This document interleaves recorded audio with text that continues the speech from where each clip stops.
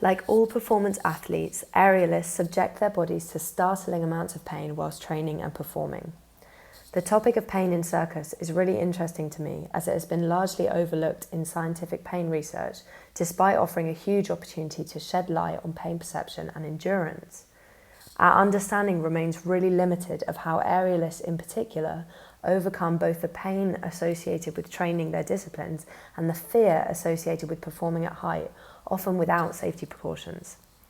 When we think about pain, it's important to understand that all pain is constructed and controlled by the brain, and this goes for every type of pain, from toothache to heartbreak to burns from aerial ropes. It may strongly feel like pain exists in your body, but we know from cases such as phantom limb pain that people can experience excruciating pain sensations in limbs they no longer have. And we also know that some people with particular genes are unable to experience any pain from injuries. These cases show that the brain, rather than the specific body part, is the necessary component for generating experiences of pain. Although we don't know exactly the mechanisms aerialists use to endure pain, we do have a pretty good understanding of how performance athletes might be coping.